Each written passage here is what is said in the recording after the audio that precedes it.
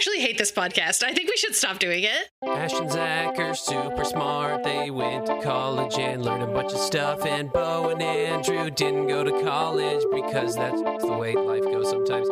What happens when you put them together and you try to make them learn?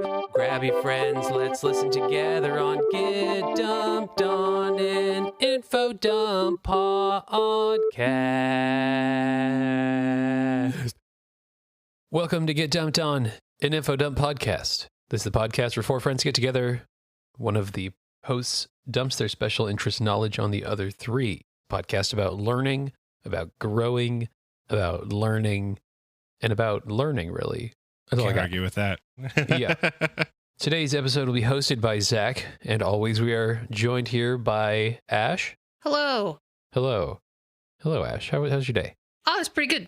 Playing video games. Yeah. That good, huh? Okay. And then we're also joined here by Beau. Hey, can you bring up like the energy up a little bit? Like you have like low energy right now. I'm still sick. I know, but I'm not hot, feeling hyped for this episode. Oh, sorry. Okay, Because you're bringing me down. Let me pull a Beau from the other day. Okay. Welcome it, but Get Jumped On. The old prospect is here. yeah. I don't know how it always turns an old prospect. Immediately, prospector shows up. What's up? Hey, Beau, it's here. Say hi. I already did. Hey. Oh, hey, what's up? And now, Zach, take us away. This is, I believe, is a part 2 episode of the episode from last week about South America. No, asking about how my day is. That's kind of cool. Whatever. Beau, how's your day? Too late now. Go ahead, Zach. Take us away. Oh! Did Zach just explode? Zach, that's your time to talk. Sorry, I was pulling up my notes, and I lost. I have too many tabs open right now, which is just kind of my permanent state of being. So I've got it up now, and I'm ready to go. Listen, buddy boy, the ums are there for flavor, okay? That's so that you know that I'm thinking. It's so that you know that you have a little break in between all of the sentences. They serve an important purpose, and every single one of them is deliberate. So that just goes to show you, Zach ums a lot because he thinks a lot, and Beau and I don't because there's nothing going on up there. Exactly. I couldn't explain it better. Thank you very much. You're welcome. So, so this week's episode is a continuation of last week's episode because we were cut short a little by Beau having to leave and starting late because of me doing my notes up until the very last second. But today, we'll be covering the last portion of last week's episode, and I expanded it out a little bit more so that it can fill an entire episode. So this one will either be a little bit short or it'll be the right length, or it might even be a little bit long. I don't know. I'm terrible at estimating how long the episodes will be based on how long my notes are. So we're just going to keep going until we're done.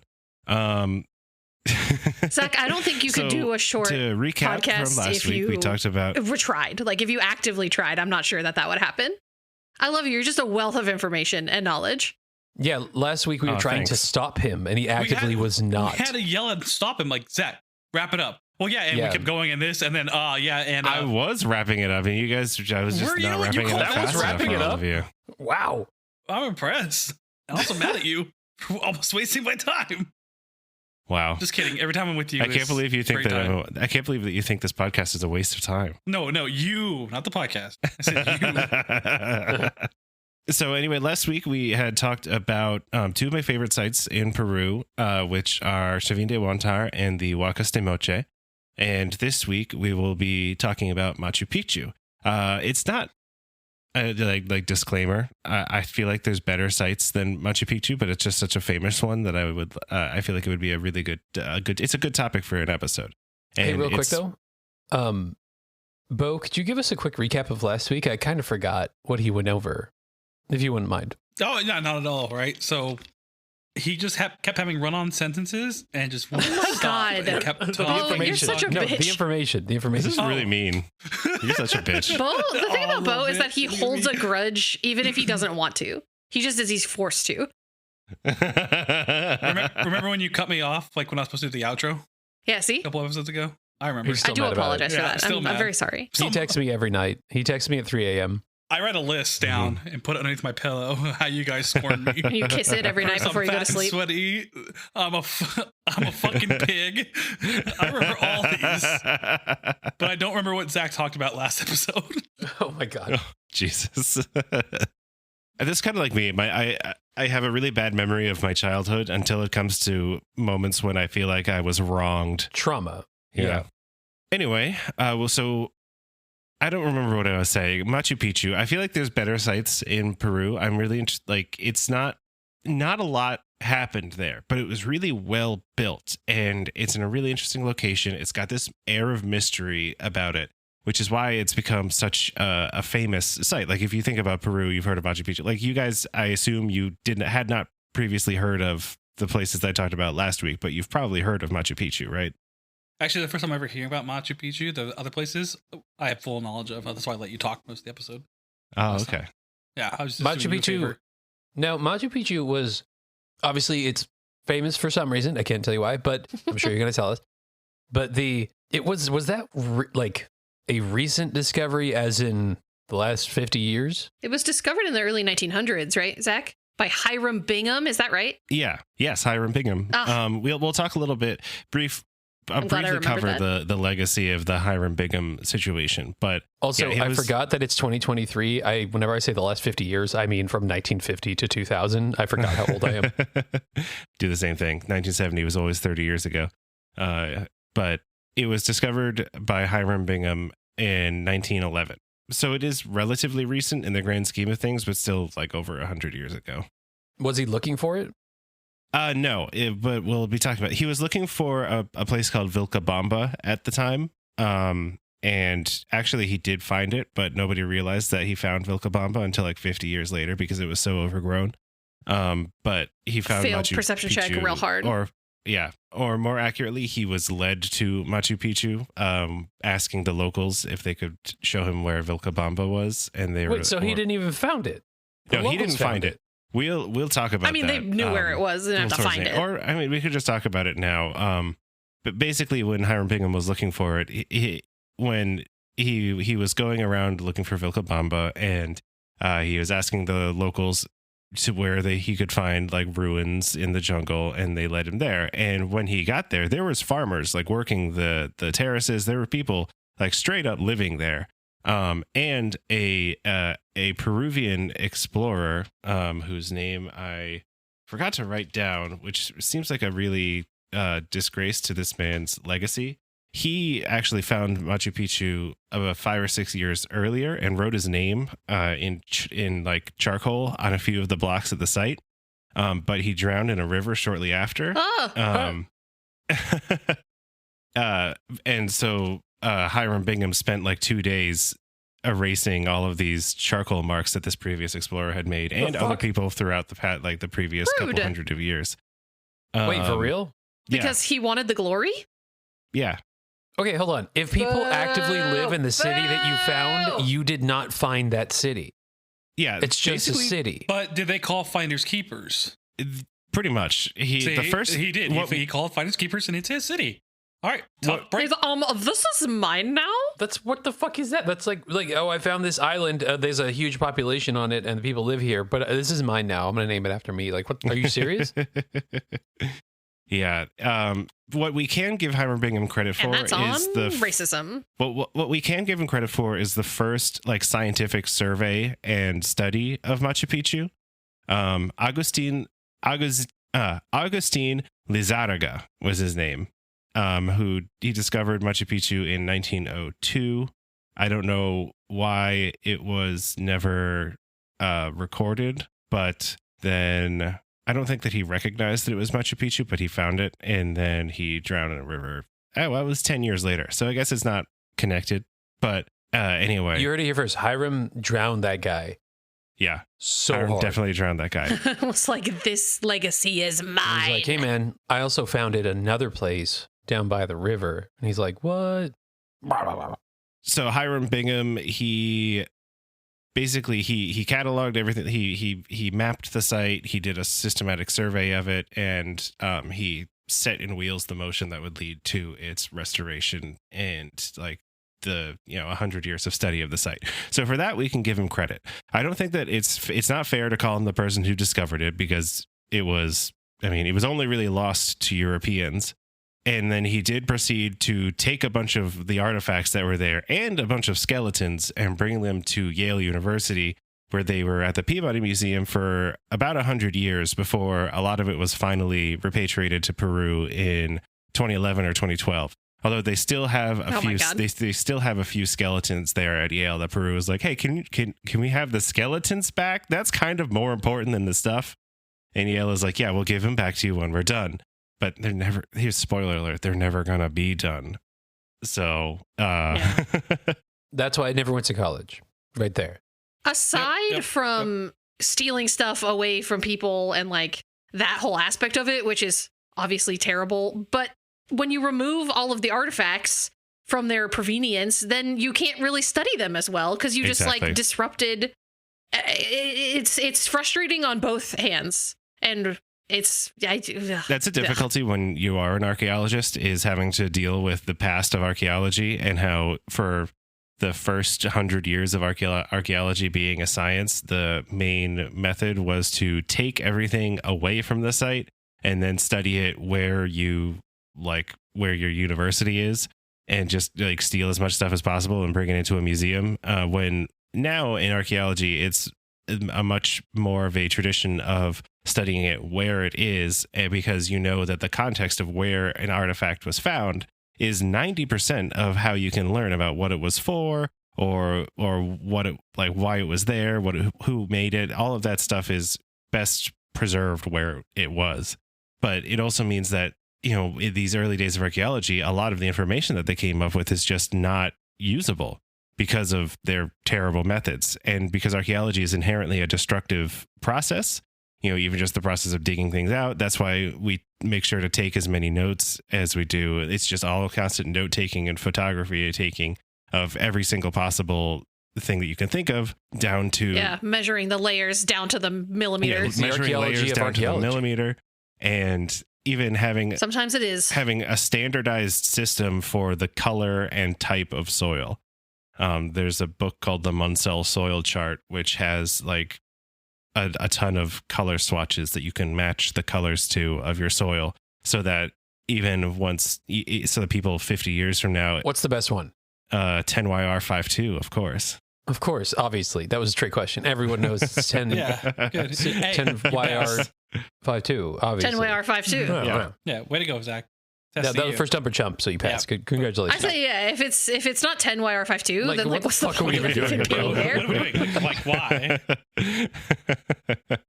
That's why I say YR. Like, why are we even doing this? You know what I'm saying? Oh, which, if you look it up, is apparently hexadecimal code 877967. So that's pretty cool. That was my second question. Do I stop stomping all over my dumps, man? So a large part of my expansion of this Machu Picchu topic for a full episode on its own is to spend a lot of time talking about the Incas themselves, because the story of Machu Picchu is effectively the story of the Incas. And I haven't really talked about Inca society or anything like that much. I mean, in the last episode, because the Incas are they're basically the last dominant culture group in Peru before the Spanish showed up and ruined everything. They were the hierarchy they were not the hierarchy, the hegemony that was had cultural dominance over the region when the Spanish showed up. And so they are the best documented cultural group that we have. You know, we know the most about them. Hey, Beau, real quick, can you define hegemony for me?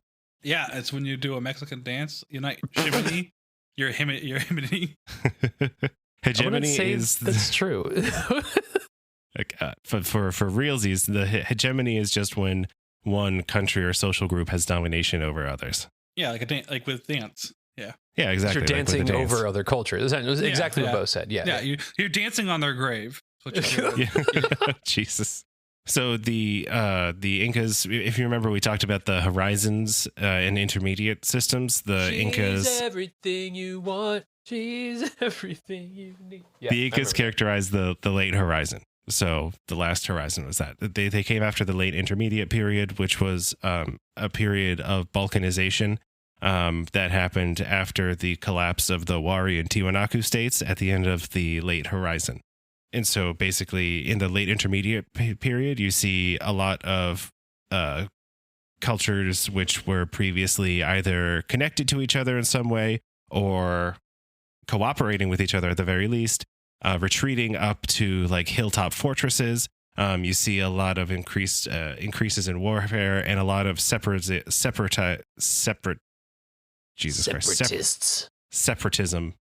They become very separate, and that they become very separate. They're so far apart. And so it's in this environment.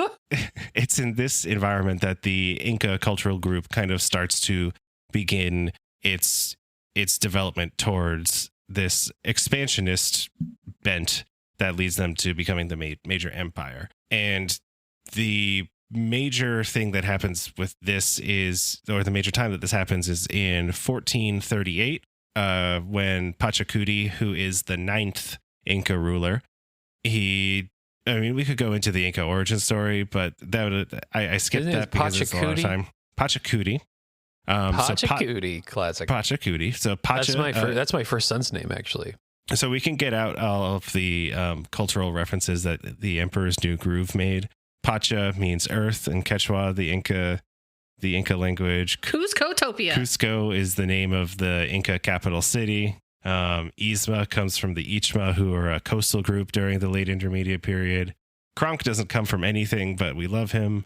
But he sounds like Bonk, and that's funny. Yeah, it's funny fuck. And it implies that he's dumb.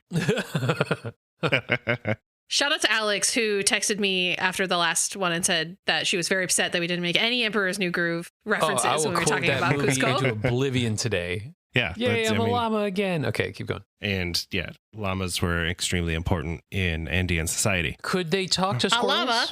He's supposed to be dead. I think you could probably talk to squirrels if you did enough San Pedro cactus. Squeaker. Oh my God, so true. That's right. I forgot we talked about getting high off cactuses. Yeah. Oh yeah. Speaking of that, Zach, did you try that since then? I think you said you were going to do that this weekend.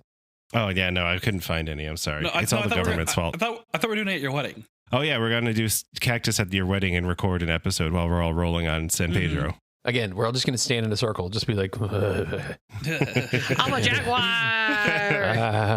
I'm God's chosen. Pull the lever, Kronk. Pull the lever. So Pachacuti was the 9th Inca, and he defeated the Chanca, who were their kind of like ancestral enemy group. They had surrounded Cusco, which was at that point kind of a smaller settlement, and were basically sieging it. And Pachacuti's father, who was the king or the emperor at the time, had taken his preferred son and retreated and left Pachacuti with the kind of doomed task of defending the city, which was seen as like, motherfucker. Yeah, pretty much.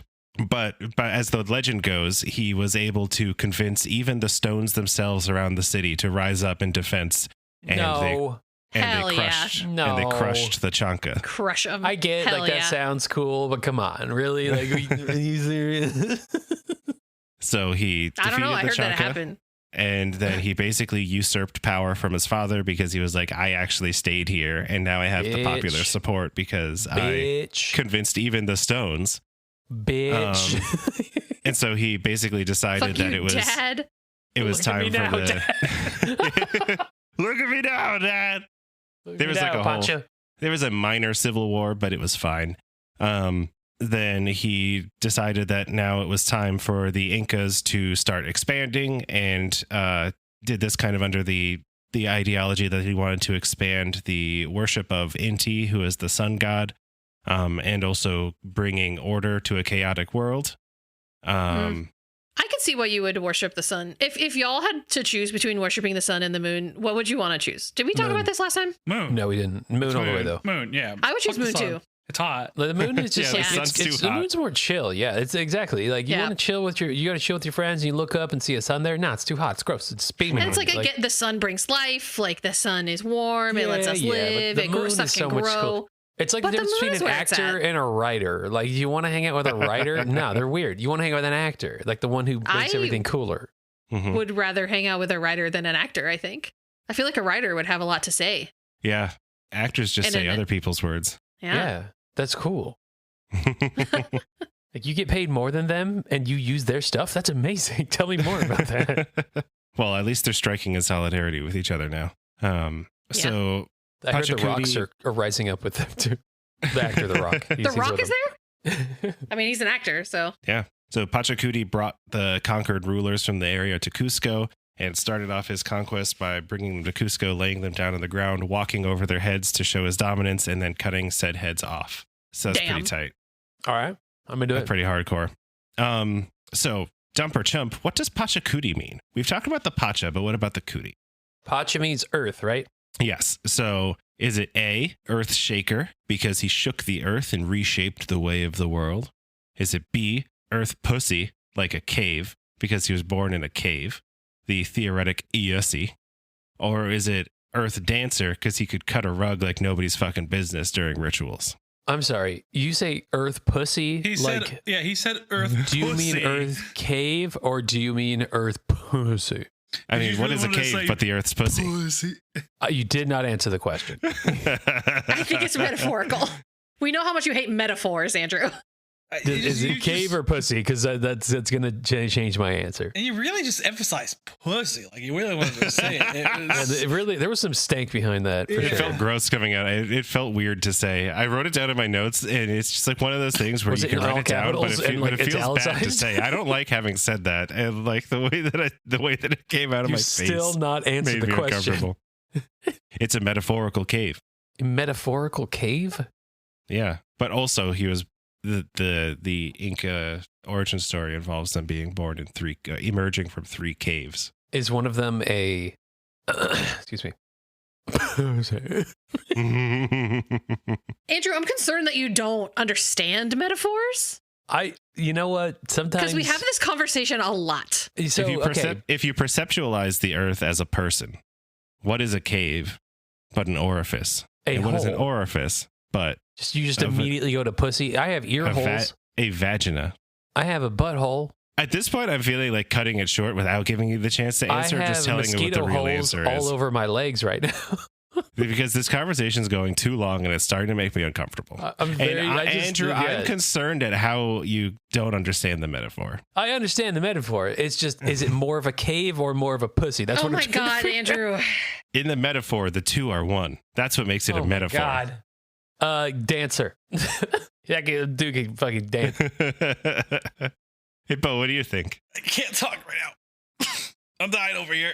I got hiccups. My chest hurts. I was choking on drinking. I'm in pain right now. He's, you know what? He's his mouth. My answer is pussy. His mouth pussy, in more metaphorically speaking, is having He an issue. convinced the stones to fight for him. That man's is an earth shaker. But that was after, though. That was after he was born. So Pachacuti was not his birth name. Oh my! If I would have known that.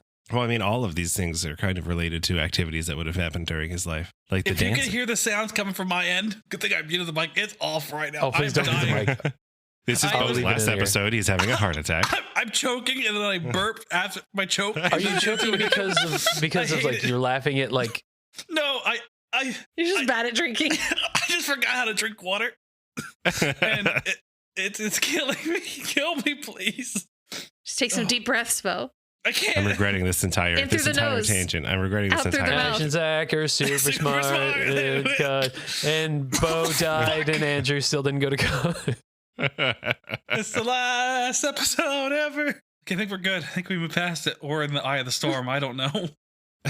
Anyway, All right. it was the Earth Shaker. Pachacuti means Earth Shaker. Wow, See, she I just was- made I up was that pussy doing, thing. Wow. Well, yeah, I was doing like a cootie because like cootie sounds like coochie. You know, that's what I thought when you typed. I was gonna say something, but it's like Earth Coochie.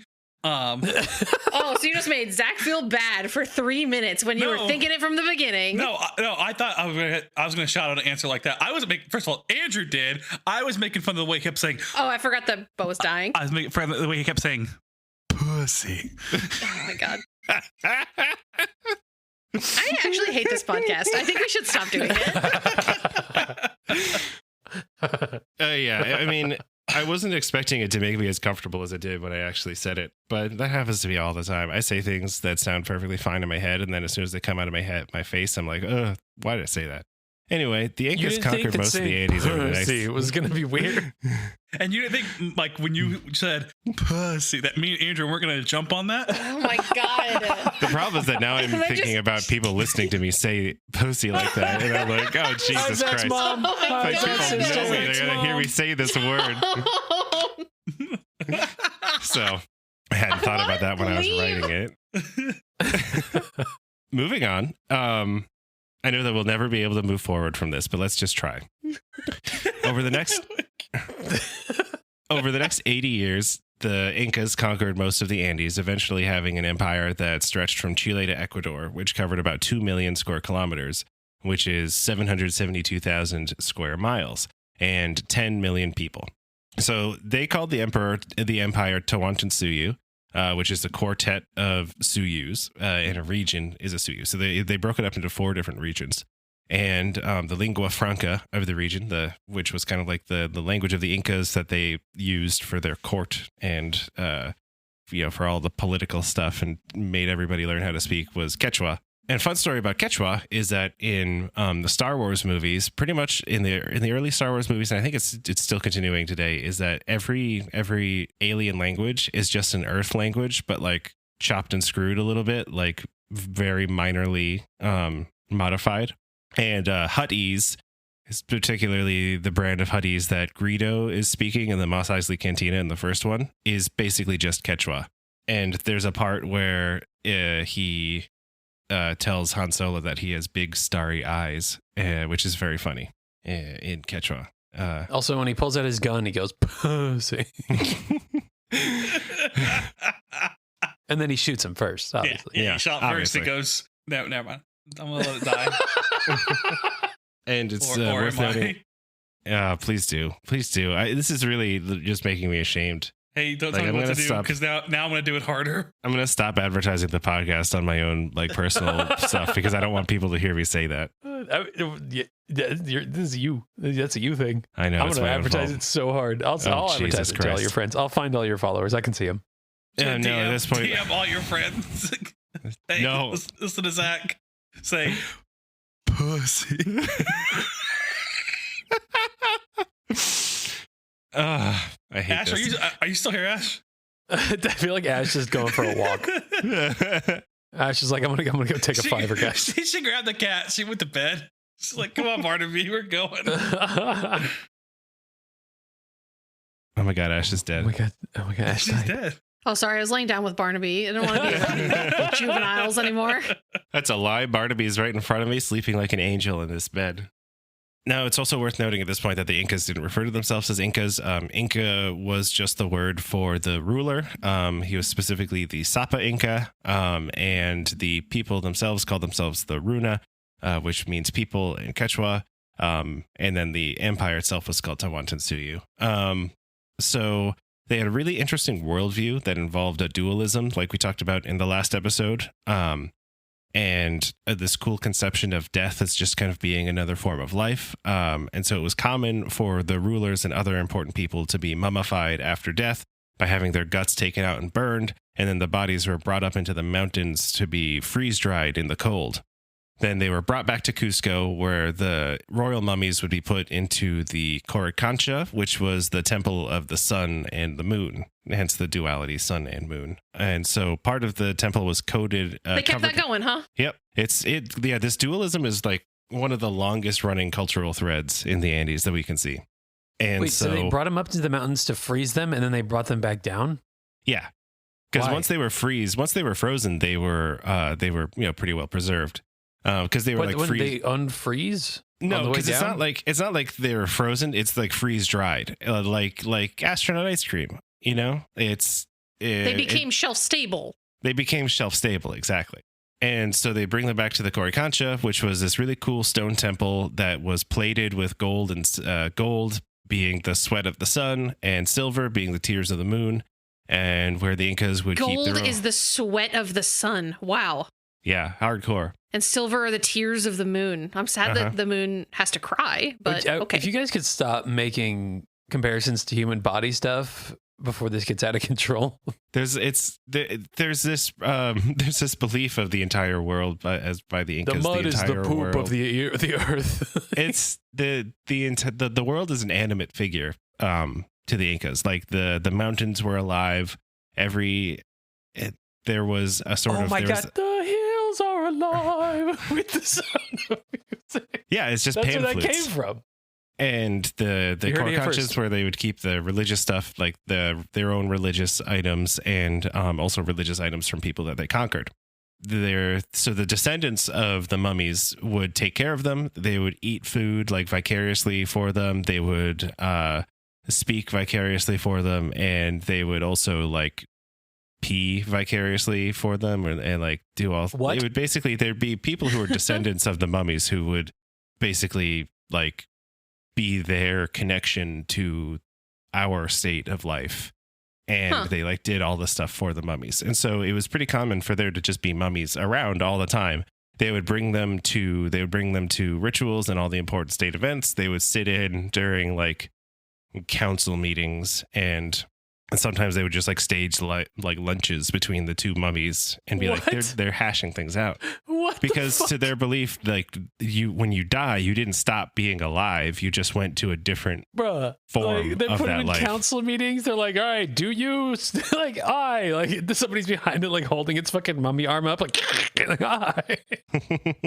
It's fucking Weekend at Bernie's all the time there. Yeah, I guess. Yeah, I mean, if you conceptualize it like that, Holy shit! it was pretty cool. So They put two mummies together and made them fight at a table, like they're no, hashing not things fight. out. They had lunch together. Oh my god! Well, like, so this mummy was hanging out with another mummy, and they found out about it. So now they had to talk about it. So we're gonna leave them alone and make them have lunch together. They're not touching their food. I don't know why they're so mad. Yeah, it's I should have known that Andrew would have a hard time conceptualizing Inka way of life because of his It's trouble so with funny. metaphor. I'm loving this so much. It's so funny.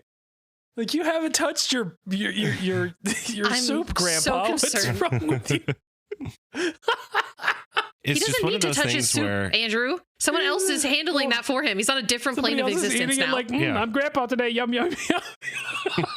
well, we're like I'm grandpa every single day because I'm grandpa's Oh my spiritual God. Because uncle. and we are Do you connected think they in ever that way. use that like for evil though? They're like, what do you want to do today, Grandpa? More drugs? Okay.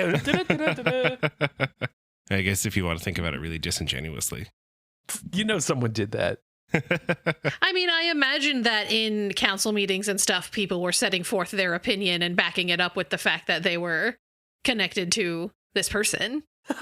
Because that's like how it works. They're like, every drug should be free. Why? The mummy said so. Like, well, it makes sense to me. That's really funny. I love that. I love this. Is my favorite part. When you ask me at the end, it's going to be this. To get back on track, I'm going to talk a little bit about the technological advancements of the Inca and the way that their kind of administration worked. So which of these is something that the Incas had? AKA, they did not have the other things. So I'm going to give you three things. Did they have currency? Did they have wheels?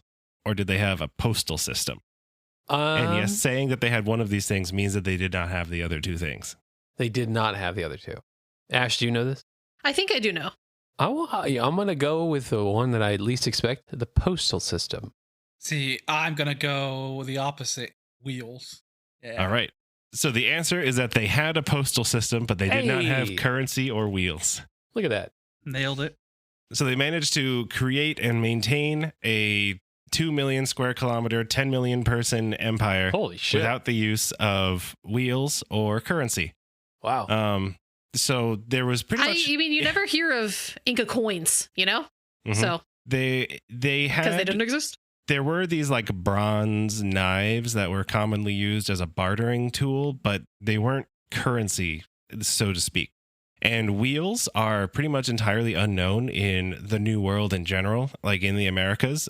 Even up in Mexico, the only wheels that have been found were on toys that were like these little like animal figurines on wheels that were pulled along with ropes that were like toys for little kids. But there's no examples of wheels being used on like a cart. And the main reason for that is because there's no animals that can be domesticated and like made to pull a cart. Like the reason why they developed wheels in like Mesopotamia is because they had oxen or aurochs that they could hook up on a yoke and have them pull a trailer or whatever. But if you've ever tried, and I don't recommend you do try to hook a wagon up to a llama, they will not be very receptive. And the landscape of the Andes, like we talked about, it's so mountainous and rugged that the wheels will just bog you down more than anything else. And so what they did was they had put together and they built it a little bit on the backbone of roads that had already been made by the Wari Empire, like 500 years earlier. And then they expanded this out into what's called the Kapaknyan, which was the Royal Inca Road, which is like 14,000 miles of road that was made out of stone. And they were pedestrian paths, and they encompassed pretty much the entire empire. And so they had a series of sentry posts along the roads that allowed for a relay system of runners who were called chasqui, and they would deliver messages. And you could get a message from Cusco to Quito, which Cusco is kind of right in the center, and Quito is all the way in northern Ecuador. You could get a message from one to the other in about a week, which is 1,250 miles along a mountain range. Wow. It would basically through enemy be like territory. Call back previous episode. It would be like one runner who would then run to a sentry point as fast as they could, or run to a relay post, give the message to the next runner, who would then run as fast as they could to the relay point, who'd then give it to another runner who'd run as fast as. So basically, it's the equivalent of, one person can't sprint 1,250 miles, but if you break it up among 100 runners, you can just sprint the whole distance, basically. Yo, that's kind of nuts, especially since there was no money and they were not being paid. Yeah, exactly. So it was this system of reciprocity that they used, and which is essentially you scratch my back, I scratch yours, and it was effectively just a solidified and formalized kind of system of favors, if you want to break it down that way. A resource-based economy. And so they had, in addition to that, they had hospitals and baths fed by underground canals, and buildings covered in gold and stuff like that. The Inca conquests were mostly done peacefully at first. They didn't really resort to militarism of that unless they resisted. And so effectively, they just tried to bring enough benefits to people that they saw joining the Inca Empire as something that they wanted to do. And so they would give people who joined the empire like regular deliveries of luxury goods and redistribution of food along the empire. They would have military protection against whenever they needed it, and entry into this reciprocity network. Then you were taxed, but because they didn't have currency, taxes weren't like a financial tax. Instead, it was taxed in the form of labor. So you had to do labor for the state for, I think it was 3 or 4 months, 2 or 3 months a year. Jesus. That sounds like jury duty. Yeah, but hardcore jury duty. And so like you would be able to spend most of the year doing whatever you needed to do for your community. But then there was a period of time every year where you would have to do your state sanctioned like labor. And sometimes this would be like, if you were a metal worker, you would be making metal goods, and you'd be making bronze spear points or gold idols and ornaments or stuff like that would go back to the emperor. If you were a farmer, you would go farm in like the public farms. But most of it, like the most famous or like the most well documented version of this was the able-bodied men would have to work on public infrastructure projects. And this is how most of the road was built. This was how a lot of the like palaces and local like regional governing centers were built. And like the baths and the roads and all this other stuff, like the storehouses, this was all built through, it was called mita labor. Were they nice to them? Yeah, unless you... you hear about like slave labor in the past of this stuff, like Egypt, and obviously they were not treating these people nicely. And they're paid poorly. When it's state sanctioned stuff, I would hope they'd be like, "Come on in, hey, let's build us a palace. Here's some water." Like something. Yeah, you were given all the food and water that you needed, but ultimately you weren't allowed to say, "Hey, I can't do this." You had to provide your tax to the empire in some way or another. What if you couldn't do it? So then you would be punished. And generally speaking, this would be kind of the entire town would be punished. What? And I'll go into that for a second. But so concerns about whether or not this labor was fully willing, notwithstanding, there's been a lot of debate in like recent stuff over whether this would be considered a slavery system. that I feel like we don't have the time to go into detail on. But all of the evidence does point towards you don't there have being the time. Well, I'm shocked that you don't want to. I mean, with all this other stuff that I have going on, this could be a 3-part series, dog. Yeah, dog. Yeah, dog. This was a system that led to overproduction, and a lot of Inca storehouses were always overflowing with stored food, luxury goods. There was, from my understanding, not a lot of poverty or food insecurity going on. There was always... That sounds horrible. But at least you probably weren't going to starve to death. That was a joke, I said. So like the luxury gifts, it was like feather cloaks and gold ornaments and really nice like vicuña wool tunics and stuff like that would be given as gifts to smooth over conquest or to barter or smooth over conquest. Hey, sorry we took over your land. Here's a really nice tunic and some other nice stuff. So we could just we forget really about appreciate you joining our that. empire. So here's a tunic. So what would they do if a group was unruly? So which of these stories is not true? So here's 2 dumps and 1 chump. A, they would forcibly redistribute entire groups permanently, and then replace them locally with loyal people. B, they would bring the children of local governors to Cusco to learn how the Incas did stuff, and then bring them back home to take over rule and be familiar to the locals, but impose the Inca style of ruling. Or they would sneak drugs into the food sources of places they were trying to conquer to make them more suggestible. Drugs. Always drugs. That's Always drugs. There's drugs. Hey, give me some drugs. Big drugs. I want drugs. The incorrect one. Yeah, the drugs is the incorrect one. There's no evidence that they did that. But there is a story. But there is a story about a group of people on the coast. That it's drugs. So there is a story about a group of people on the coast who heard that the Incas were coming in on like a conquest train. And they were like, well, this is terrible. We're going to give up. And so they just had a really big party and they got super hammered on corned beer and did a bunch of hallucinogens. And then the Inca rolled in and everyone was just too fucked up to resist. And they were like, hey, this is ours now. And that was kind of how it ended. You're going to go out with a bang. Mm-hmm. Now, like I said, because the Incas were the ones in charge when the Spanish showed up, they're the ones that we know the most about. The conquistadors, who were led by Francisco Pizarro, they were mostly just interested in taking as much gold as they could. Subjugating the people to, do labor for them and plundering everything that they could. But some of them were also interested in what Inca religion and culture was like. Now, this was mostly just so that they could figure out how to more easily convert them all to Catholicism. But they did end up writing books on what they were like, what the belief system was, how they ran things, and that sort of stuff. And this is all things that you have to take with a grain of salt, because usually this was like, this is what the savages do, and this is how savage they are, and this is why they're all stupid, and they're a bunch of devil worshippers. So you got to filter through that stuff to figure out the actual truth there. There's also another guy who wrote, he was a mestizo, so his parents were...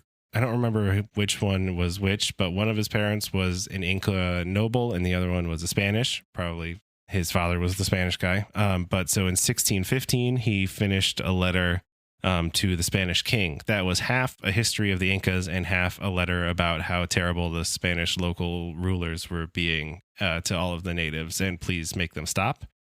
And sadly, the letter never made it to the king, but it was found 300 years later. And is like one of the best sources on what things were like. It's really beautifully illustrated, which is nice too. So that's kind of cool. But it then is also a little incomplete because it wasn't written until like 70 years after the Inca Empire was conquered. And now this is finally when I get to Machu Picchu and why it's cool. So what do you know about Machu Picchu? What was it? What do you think it was? Do you think it was a fortress? Do you think it was an imperial retreat? Or do you think it was a big mausoleum? I thought it was like farming. So well, it's one of these three options. I thought it was a big mountain full of caves. Don't. So it was an imperial retreat. It was like it was basically like a resort for the emperor. It was Cuscotopia. It was Cuscotopia. Exactly. So it was. Was there water slides? Well, there were canals leading from a spring. Pacha's all over. He's the earth. Are you allowed to swim in the canals or? Well, no, they were for delivering drinking water. For drinking water? Yeah, okay. There's probably signs everywhere that's like, don't swim in these, please. And then people do Don't anyway. and Put it's a your whole mummies thing. elsewhere. I don't care what your mummy wants or what the mummy handler says. Don't put it in this. So Machu Picchu was a imperial retreat, like a resort of sorts, which was built at the top of a hill in the middle of a very nice forested area and kind of humid. It's a little bit lower than Cusco in terms of altitude. It's actually like it looks in the pictures like it's really high in altitude, but it's actually one of the lower Inca sites as far as meters above sea level goes. What the hell? Then how'd they lose it? Because it's in the middle of the jungle. Carry on. And so it's about 3 days walk from Cusco.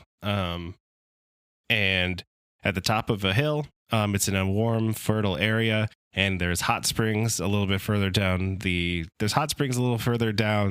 mountain. And above Machu Picchu, there is a drinking water spring that they funneled down to the actual site with a series of canals. And because it's in a really lush area and on the top of a hill, it's well concealed and private. So carbon dating. That sounds pretty nice. I would like to go on a vacation there. It's nice. I've been there twice, and it's very good. It's a very beautiful place. Place so nice. Zach's been there twice. Hey. Hey. I went there once with my mom, and then another time when I was TAing a dig. I was chaperoned a group of students who wanted to go. Oh my gosh. You went with your mom, and then you were mom. Yeah, basically. Aw, he's gone. I was the one who was like, does everyone have their suitcases? Did you remember to bring a towel? Brush your Bring teeth water. now, Make sure everybody has honey. water now. Mm-hmm. Put on your sunscreen. Hey, lights out at 8 o'clock, all right? Apparently you're from Now Long everybody Island. hold hands. Everybody has a buddy. Everybody hold hands with their buddy. The buddy system never fails, all right? So hold Make your sure you buddy's call hand. your What is this father. voice? And when you land, don't forget to call your parents. They really want to make sure you got there safely, all right? It's just What? just let it go. Let it go. You know how moms talk. Oh, now you want someone to let it go. You guys. I'll bring it back. You guys just never met my mom. That's all. Hopefully we can rectify If she doesn't that say someday. at least once, I'm going to be so disappointed. All right, I bring my mom to your wedding, Andrew. She's like, hey, I'm Beau's mom. Hi. Sorry, my household was different than your guys'. Sorry. Look at shame me. All right, whatever. What were we talking about? Moms. We were talking about Machu Picchu. Carbon dating that was published in 2021 indicates that it was used from about 1420 to 1530, and construction lines up with the rule of Pachacuti, and probably his successor, Tupac Inka Yupanqui. This is an important time to notice that His name was Tupac? Tupac was named after an Inca. There were several Incas named Tupac, and Tupac Shakur's mother named him after That's fucking cool. the Incas. Particularly, there was one who was leading like a. So he didn't die. He splinter. just went back to Machu Picchu. Yeah. Has anyone looked there? He's just chilling People there. go He's there like, all the time. "Hey, People what's go up?" there all the time. I feel like they would see him if he was there. Yeah, he was named after Tupac Amaru, who was the last Inca leader who kind of ran this like neo-empire splinter group that was trying to revolt against the Spanish and was captured and executed in the 1570s. Oh, he almost did it. Yeah, he almost did it. So it had space for about 750 people at Machu Picchu. And so when the emperor came to visit, it would have been like full up with all 750 people, but more, it probably had around 300 people living there year round to like maintain the space and make sure that there was plenty of food and all that stuff. There have been skeletons found at Machu Picchu, and earlier this year, DNA testing of the bones came out. And indicates that they're immigrants from all over the empire. So they were probably like doing their mita labor as like retainers of the site. And but they had less arthritis and less bone damage than like the average people in the population. So they probably weren't like the people who were building the site, just the people who were like living there and maintaining things until they died for whatever reason, because people just die for no reason all the time. What is going on in your background? Guess. Is it Barnaby? It's fucking Barnaby, isn't it? Yeah. The criminal. The good boy, the good time boy. He's such a good boy.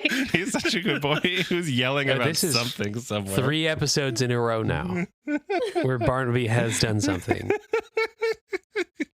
The only person who needs convincing are his parents. Like, because everyone else knows what's going on. I was trying to zone you out because I was like, what is fuck is going on back there?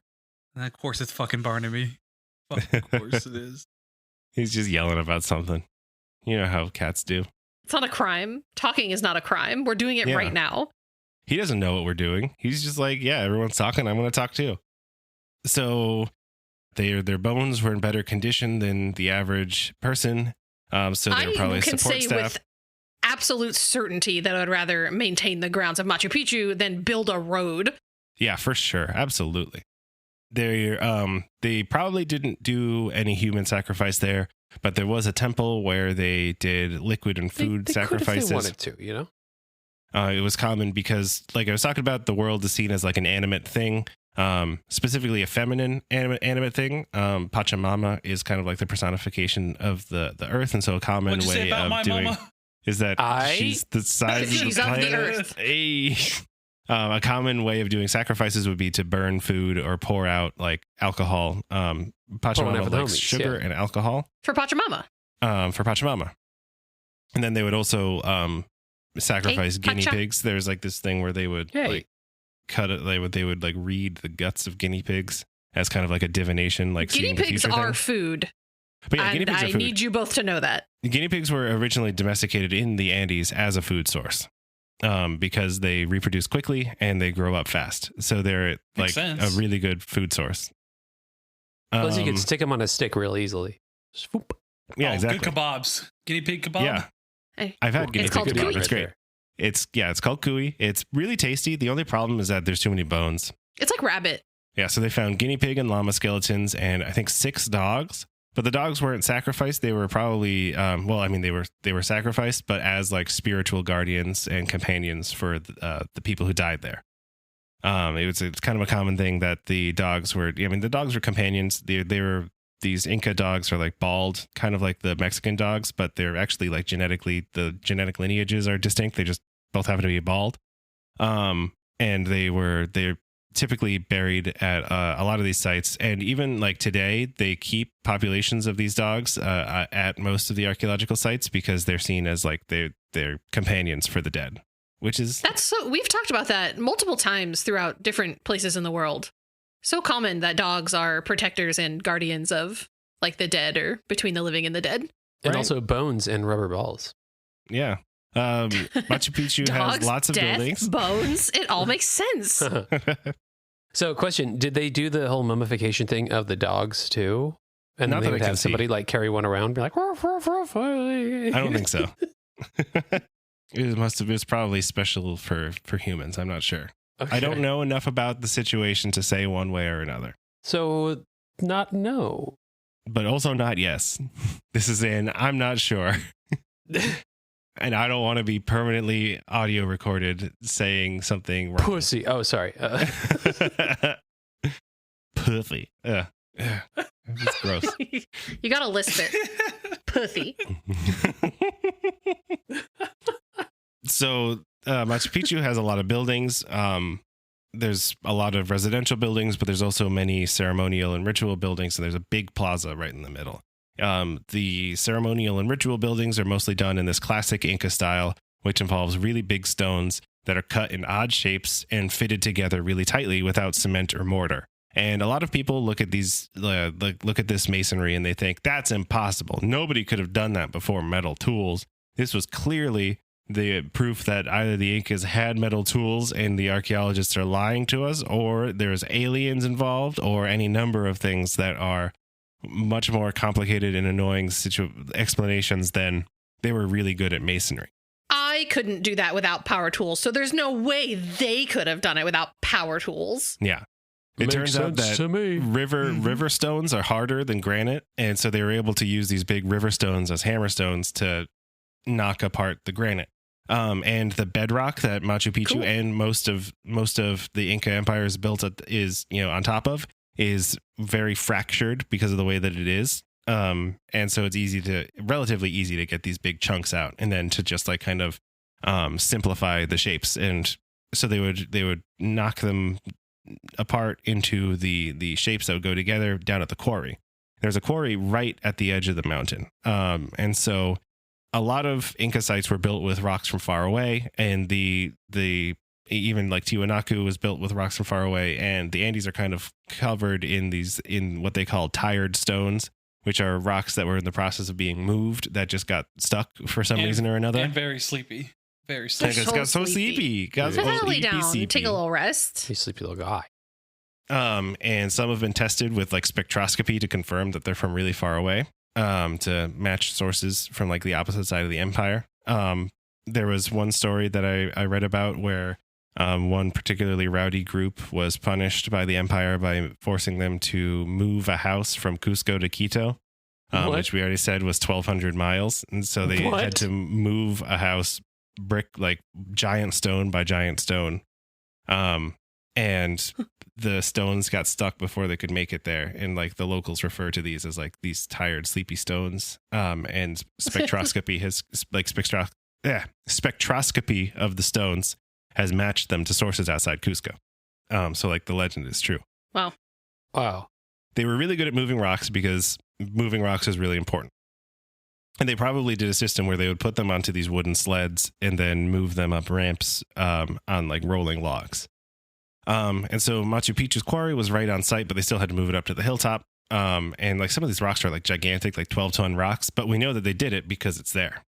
So just because we couldn't immediately figure out how they did it, it doesn't mean that they didn't do it. And the most simplest explanation. Saying no or yes.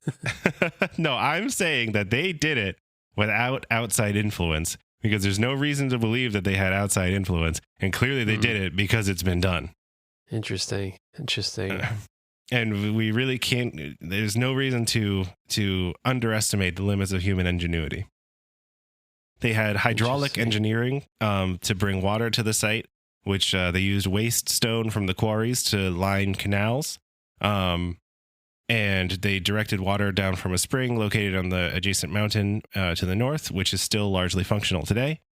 Feeds water to pools and fountains for the people living there. And then from there, it directs the water to the farming terraces and then drains off the excess water so that the site doesn't get swamped when it's raining. Smart. So the water went to drinking, and then the excess to irrigation, and then drained away. The terraces are these really classic Andean-style terraces, which is another one of these things that have been, a really ancient cultural development. And so you have these really steep slopes. You can't farm on steep slopes, and so they basically cut it up into steps with these terraces that are bolstered by stone. I was gesturing with my hand, and I knocked something off of my desk. And so they are also really well engineered that they have this like thick gravel at the bottom, and then a layer of like coarser gravel and sand, and then a layer of dirt for like ideal soil water retention. Really cool stuff.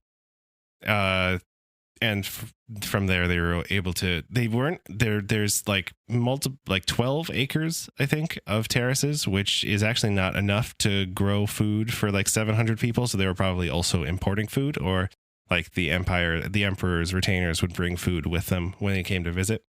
There's a really neat temple of the sun there. And the Intihuatana stone, which is a stone that is shaped to mimic the shape of the mountains that you see behind it. So you look at the stone and it like covers up the mountain behind it, which is pretty cool because it's like the same shape. And it was probably also like an astronomic calendar because they were really good at reading the stars and stuff.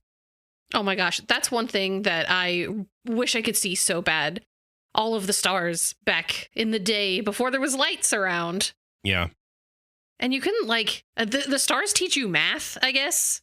And that's wild. Like, I just want to see that, Yeah, some of the ancient aliens people are like always really seem to be really surprised that like ancient people had a really good understanding of astronomy. But like the stars must have been amazing at night before there was like electric light polluting everything. And again, well, what do you have to do at night besides look up at the stars and there undoubtedly were people who really wanted to systematize and figure out what the deal with the stars was, just like there are people now. And they were probably so much brighter back then than they were now. Yeah. Plus, if you had a hallucinogenic cactus, that shit was wild. Yeah. Oh, yeah, absolutely. Get all kinds of, get your brain going. And on one day of the year, the sun is perfectly above this stone and it doesn't have a shadow, which is cool. Cool. That's pretty cool. There's a couple of reflecting pools, which are neat. And there's another temple, which has three holes, windows in it. And then also on like this, one of the solstices, like the sun perfectly shines through the windows, which is cool. That's cool. I like stuff like that. And the big plaza in the middle has llamas living there now, which is also really great. There's just llamas that live there, and they're like taken care of by the people who work there, which is great. But also they don't really need that much care because they like can just eat the grass that grows in the plaza and drink the water and yeah, and drink the water and do everything else. They don't need. It's just mostly just they're kept track of more than anything else. So Machu Picchu was abandoned when the Spanish arrived in the 1530s. So we don't see much like large scale inhabitation of the site after the 1530s. Like the artifacts pretty much stop. And the only evidence is that there's probably people like hanging out there, letting their llamas graze there, doing whatever. And so Peru, or the Inca Empire, was conquered in 1532. Francisco Pizarro and his crew had been puttering around South America in fits and starts since the early 1520s. This all starts with Columbus showing up in 1492 and fucking everything up. The Aztecs were conquered by Hernan Cortez in, I want to say, 1519. I don't remember. Somewhere around the same time. But Pizarro left he was basically like stationed in Panama. And so he was trying to find El Dorado, classic, and find like this riches and all this gold. He'd heard rumors and was setting out on expeditions to find this rumored land of all this gold. And little did he know the real El Dorado was the friends he made along the way. Exactly. And the people he conquered. There's a lot. And they all became his friends. What I heard is that, so the myth of El Dorado is that it is like a golden city, but in reality, where the rumors started or where the legend started is that there was a native group in Ecuador where one of their rituals is that a local leader or religious leader would coat themselves in gold dust and jump into a pool, and it was like a big festival. And that's what started the idea of, well, if there's this gold dust, then it must be coming from like an entire gold city. Really? What? Why do you They just wanted gold, baby. That seems like a big leap. I love gold. Gold. Like they were a bunch of really weird, superstitious nonsense people. They were all like religious extremists. They just wanted gold and riches. You've got people all over the Americas, these fucking Spanish assholes who are just following the weirdest legends. Because you've got Vasco da Gama up in Florida looking for the fucking fountain of youth. You got this guy looking for a city of gold. You got Coronado looking for who knows what up in the fucking like New Mexico region. It's bonkers, dude. The shit that these Spanish dicks are looking for. I heard that there's a city of gold. Yeah, that sounds great. Let's go. Let's just go take it and kill anyone who we see. Yeah, exactly. And so, I guess you can kind of imagine like you're going to this place that has all of these new animals you've never seen, all these new plants you've never seen before. Don't try to. You don't need to humanize. You're going to believe all these weird legends. Because Marco Polo had come back from China and he was like, yeah, there's people that don't have heads, but there's a big face in their torso. And you're like, oh, wow, that's crazy. I bet that means there's a city of gold somewhere. I'm not justifying it. I'm just being like, yeah, I guess, if you're a bunch of Catholic idiots in the 1500s, you're going to believe whatever you hear. So they started puttering around South America looking for it in the early 1520s. And of course, this led to smallpox spreading all around South America, and it spread faster than they did. So smallpox from them reached the Inca Empire before they did. Wow. And it killed the Sapa Inca Huayna Capac in 1527 before he could name his successor, which led to a war of succession between two of his sons. Normally, like the Incas didn't have like a primogeniture type of succession where the firstborn son would be the one who like always succeeded. Instead, any male relative of the Inca would become the next Inca as long as like the Inca said it before he died. So like there's a couple where like a brother would become the next Inca, and at one point an uncle became the next Inca. And so he hadn't said which of his sons or relatives would be his successor, and so two of his sons ended up fighting over it. They were Atahualpa and Huascar. So they started this civil war that lasted for a couple of years and ended in Atahualpa winning, but with like heavy casualties. And meanwhile, the smallpox is just devastating the empire. Nobody knows why. Everyone's getting sick. And basically, this is when Pizarro happens upon like an outpost, like an Inca outpost. At this point, he had gotten an interpreter a couple of years earlier from somebody they were up more north, close to Panama, and he found a guy who had learned Quechua from somewhere, and then he taught him how to speak Spanish over the course of a couple of years, and this guy became their interpreter. But he didn't like the Incas, and so the theory is that he did a lot of really disingenuous interpretations. Oh. But anyway, they got an invitation to go see Atahualpa from this like little outpost that they were at. They went to go see him at a place called Cajamarca. And this was basically the site of the last fight between Atahualpa and Huascar.